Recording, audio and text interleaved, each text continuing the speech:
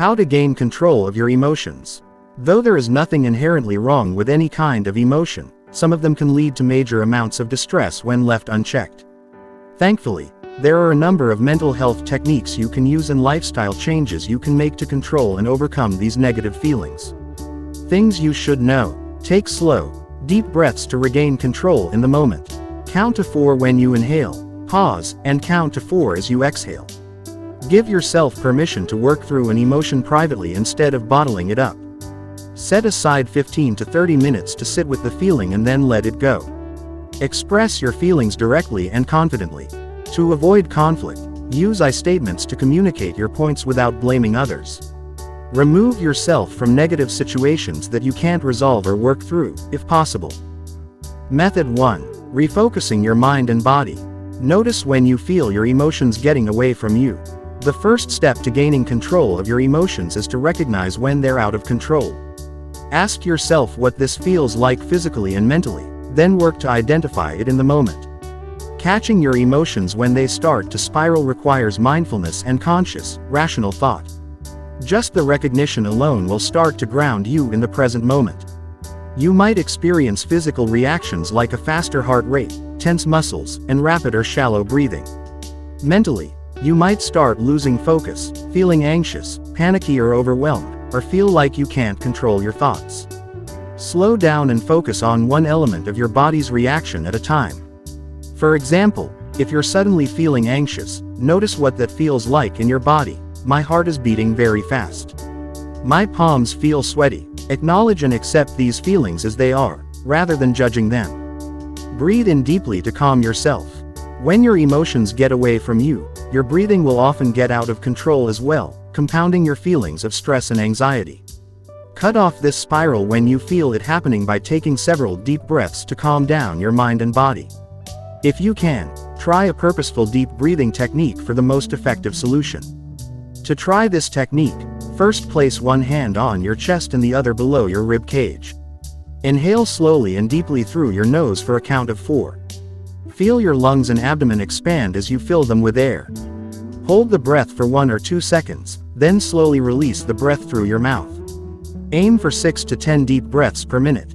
If a full 4 count is difficult for you, you can start with a 2 count and work your way up with practice. Just try to make your breaths as deep and even as you can. Focus on physical sensations to recenter your mind. Losing control of your emotions can often come with a loss of self and place. You get wrapped up in your emotions and lose awareness of where you are. To counter this, force yourself to notice things directly around you or physical sensations you're experiencing. Grounding exercises use most or all of your 5 senses to help root you in the present moment. Speaking aloud is especially important, as it shifts your brain away from your emotions. Coming back into your body and focusing on the present moment can help ground you and stop your emotional spiral. For example, look around and describe aloud what you see. Listen for any sounds you can hear, and state those aloud as well. Notice the smells in the area, and see if you can taste anything on your tongue. You might say, the carpet and walls are different shades of blue, and the wall art is abstract with blues, reds, grays, and white. I can smell coffee brewing in the break room, as well as the smell of old file folders. Take notice of what it feels like to be sitting in your chair or holding your coffee mug. Notice how your clothes feel, if any muscles are sore or tense. You can focus on something as simple as your hands being in your lap. Brew a cup of hot tea and focus on the sensation of drinking it in this moment. How does the cup feel? How does it smell? How does it taste? Describe it aloud to yourself. Describe a painting aloud, listing as many details as possible. Carry an essential oil blend to smell when you feel stressed. Let the scent overtake you, and speak aloud about what you like about the scent. Relax your muscles to relieve physical and mental tension. Do a scan of your body and see where you're holding your stress, then force yourself to relax that area. Unclench your hands, relax your shoulders, and let the tension out of your legs. Roll your neck and shake out your fingers. Releasing physical tension can go a long way towards steadying your mind. If you're having trouble relaxing your body, try a method like progressive muscle relaxation, or PMR. You'll systematically tense and release your muscles in groups, starting at your toes and working upwards. Falling back on a set method like this can be useful when you can't focus on finding specific areas of tension. Visualize yourself in a calm, safe place. Choose a place, real or imagined, that you find tranquil and soothing. Close your eyes and imagine it, creating as many details as you can, while breathing slowly and evenly. Let out the tension in your body and let the calmness of your safe place quiet your thoughts and emotions. Your safe place could be a beach, a spa, a temple, or your bedroom, any place where you feel safe and relaxed. Think about the sounds you hear there, the things you'll see, and even the smells and textures. If you can't close your eyes or completely visualize your safe place, try to picture it quickly. Remind yourself of that calm, centered feeling and take a couple deep, quiet breaths. If you're experiencing a negative emotion while you visualize, imagine it as a physical object that you can remove from your safe place. For example, your stress could be a pebble that you can throw away, imagining your stress leaving your body as you do so. Create your own happy book or joy box. Fill it with happy memories, such as photos and mementos, like a ticket stub to a favorite concert. Print out inspirational quotes you enjoy to add to your book or box. Include a gratitude list or journal, as well as items you find comforting. For example, your box could also contain a funny book, a few candies, a nice mug, and a box of tea. Pull out your book or box when you're feeling emotional. You can also create a digital version of your happy book with photos, memes, inspirational quotes, gifs, etc. that make you feel good. Method 2. Confronting your feelings. Identify what your actual emotions are. Learning to pinpoint and name your emotions can give you control over them when you feel like they're running wild. Naming your emotions is actually a skill you may not have learned. Take a few deep breaths, then force yourself to look straight at the things you're feeling, even if it's painful. Then, ask yourself what the source of that emotion is, and if it's covering up for something else that you're afraid to confront. For example, ask yourself what about taking a major exam is making you so stressed. It might have a big influence on your future, or you feel like you have to do well to impress your family. At the root of your nerves might be a fear that your family's love depends on your success. Remember that no emotion is wrong. Telling yourself not to feel something is a way of hurting yourself even more. Instead, notice the emotion without passing judgment. Accept that the emotion is natural and let yourself feel it. Imagine your emotion as a character who holds that emotion. Then, trace the emotion back to its root cause. Identifying and naming the true feelings behind your emotional turmoil gives you control over them. Now that you can identify the emotion for what it is, you know that it's just a feeling, and that it doesn't have to have any real power over you. Give yourself permission to work through the emotion. Bottling up or ignoring your emotions will not make them go away. They will bubble up and resurface later, so it's important that you let yourself feel your emotions. However, you don't have to ruminate on them. Instead, set aside a block of time, such as 15 to 30 minutes to get out your emotion. For example, you might call a friend to vent or write out your thoughts in a journal. If you're feeling upset, you might take a moment alone to cry. If you feel the emotion in your body, such as with anger, stress, or envy, you might need to do something physical to work it out. You might go for a short walk or do yoga poses. Think about what you can do to resolve the situation. Sometimes, you may feel out of control emotionally because you can't see how to control the situation around you. This can lead to ruminating, a broken record, thought loop where you obsess about the negative thought or feeling in an unproductive, usually vague, way. Break this cycle by focusing on any specifics of the situation that you can address. Instead of ruminating about trouble at work by thinking, "Why am I so bad at my job?" make a list of things that you can address. You might talk with your boss about how to increase your productivity, ask someone more experienced for help, or start trying different stress management techniques. Work to accept the things that your own efforts can't address. Letting go of the idea that you need to fix or control every element of a situation is a way to liberate yourself from stress and emotional turmoil. Decide how to move forward in the best way you can. When you're ready to decide on a course of action, make sure it's a conscious choice, not a reaction to another, competing emotion. Think about how you want to resolve this situation and why. What values of yours does this response represent? Does it make sense rationally? 2. Think about what your moral principles are. What do you want the outcome of this situation to be? What is the decision you'd be most proud of? Then, ask yourself which course of action is the most likely to result in the outcome you want. For example, if someone insults you, you could do nothing, respond aggressively, or firmly tell them to stop. Ask yourself how you want this situation to end, and how to get there without compromising the things you believe in. Method 3. Reacting to your emotions in a healthy way. Learn to recognize defensiveness in both yourself and others. Defensiveness not only leads to out-of-control emotions, it also makes people see you as too emotional. You may feel defensive if you feel stressed, frustrated, or personally attacked. However, it's important to listen to the opinions of others, especially if they're given constructively, without taking them personally. You can cope with defensiveness by reducing the threat in the situation and remaining curious about the thoughts of others. Here are signs of defensiveness. Refusing to listen to negative feedback. Making excuses for failures. Passing blame. Crossing your arms to shut people out. Smiling and nodding to get the person to stop talking. Listing reasons why you're right without talking to others. Ignoring feedback from others. Using sarcasm or criticism of others to deflect from criticism about yourself. Take precautions against your emotional triggers. Your triggers are the activities, people, places, things, or events that consistently bring out particular emotions in you. Once you know your triggers, you can plan for them and mentally prepare yourself. For instance, let's say your sister makes you angry every time you see her. Before the next family gathering, you might engage in relaxing self-care before you go, then plan how you will take breaks from your sister throughout the day. You might make plans with another relative to go do something, or you might plan to leave and pick up a dish. Limit how much time you spend with her, and plan a way to leave early, if necessary.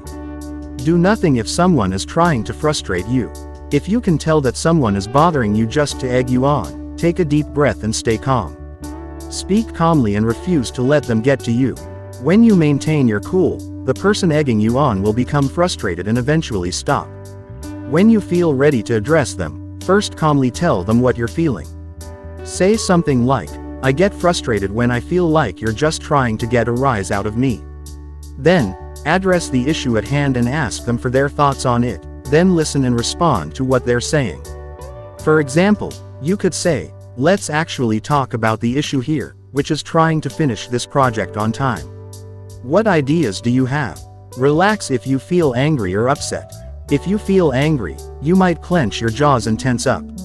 Taking a few deep breaths and relaxing your muscles is an easy and effective way to dial down strong feelings, which can stop you from doing something you might regret later.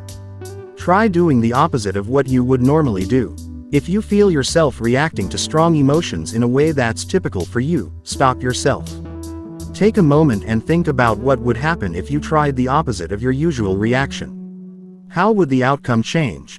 If it would become positive or productive, try that new method instead of your old one. For example, you might get bothered when your spouse regularly doesn't do the dishes. Instead of starting an argument, challenge yourself to do the dishes yourself, then politely ask your spouse if they could help. If this sounds difficult, start by changing one small thing at a time. Instead of yelling at your spouse, tell them how you feel in a more neutral voice.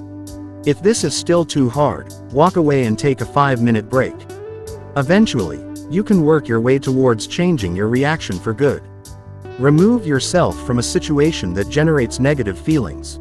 Sometimes the best reaction is walking away and avoiding your triggers altogether.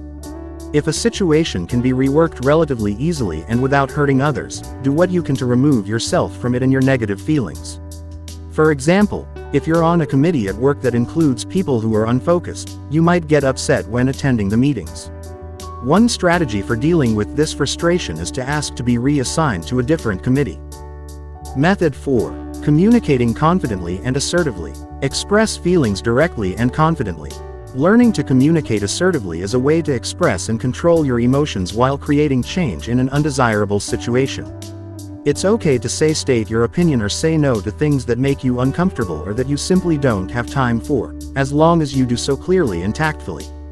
For example, if a friend invites you to a party, you could say, "Thank you for thinking of me. I really don't like big crowds, though, so I'll pass this time." How about we meet up for coffee instead?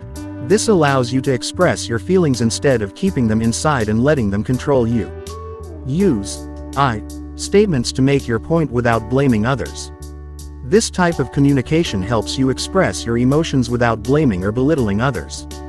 Before you say a sentence that could come off as blaming or judgmental, stop yourself and restructure it into an observation or a statement of opinion. For example, instead of saying, "You don't care about me," you could try, "I felt hurt when you didn't call me back when you said you would. What happened?" Invite others to share their perspectives. No situation has only one side. Asking others to share their thoughts can help you understand their perspective and create an equal dialogue. Active listening can help also calm down your own emotions, giving you control over them and putting you in the right mental space to put their ideas to use. When you share your opinion, for example, follow it up with something like, "What are your thoughts on this?" Avoid judgmental language like shoulds and oughts. These statements feel blaming and can lead to feelings of frustration and anger that things aren't the way you want them to be.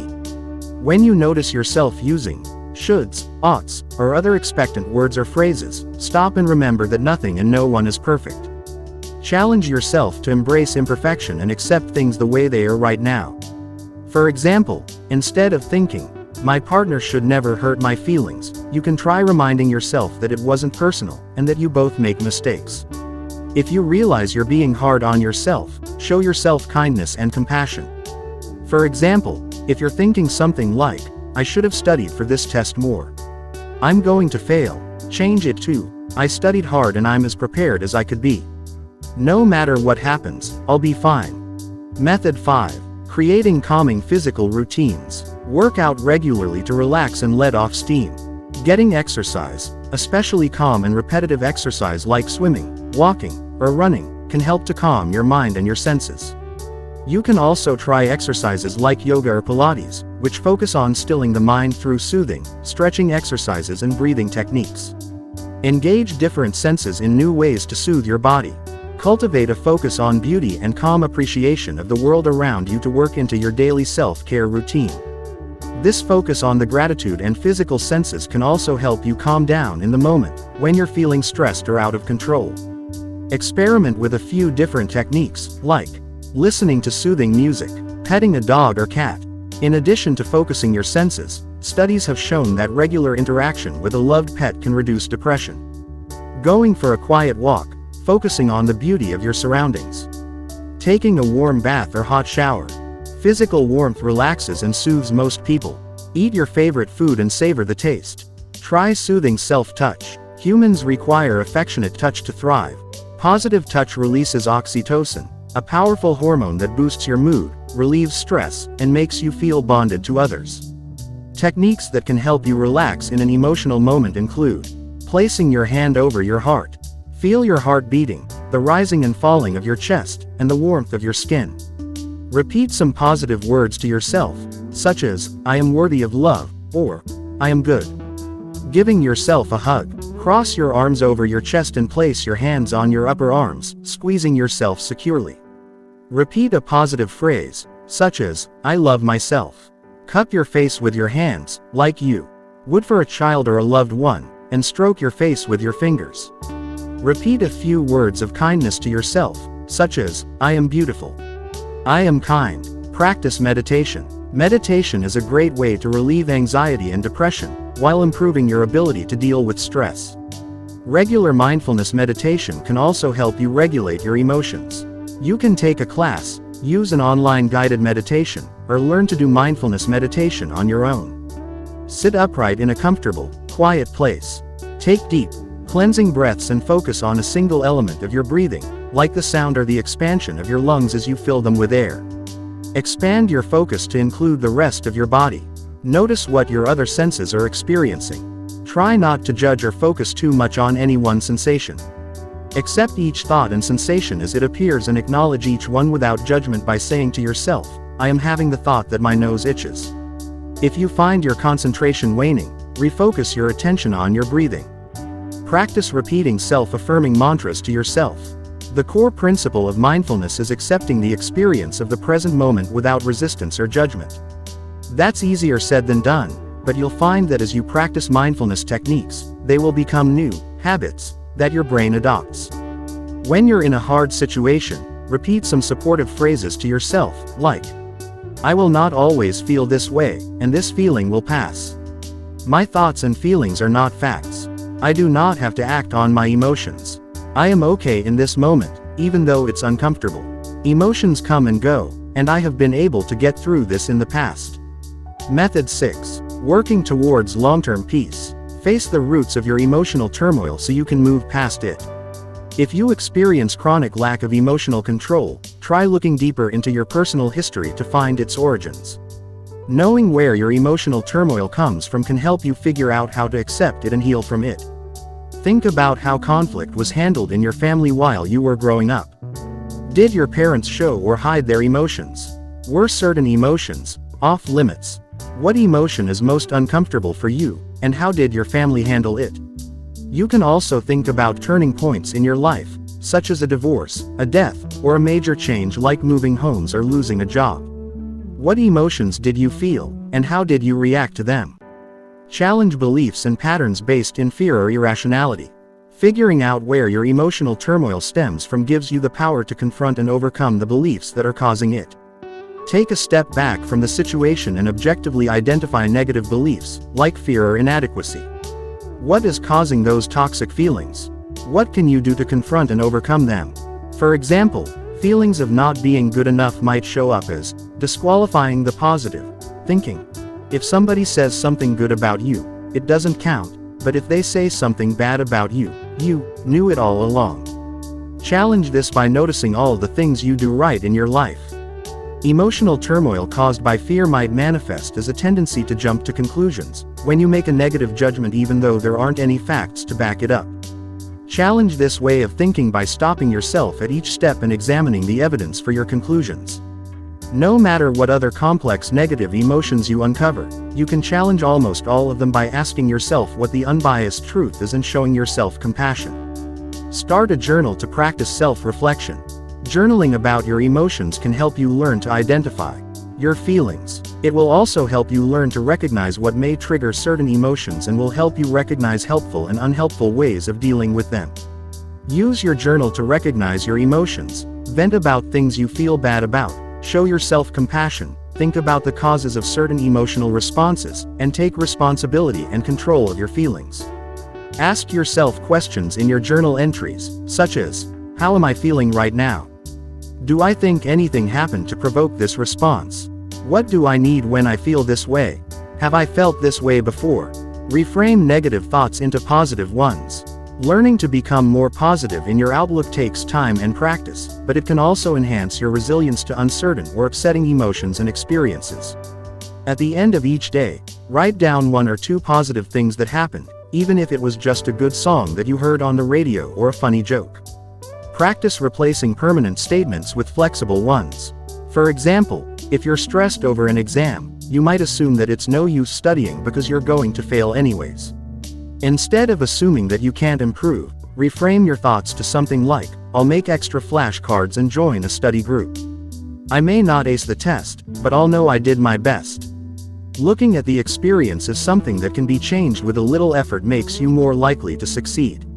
Seek professional help. Sometimes, you can try your best to control your emotions and still feel overwhelmed by them.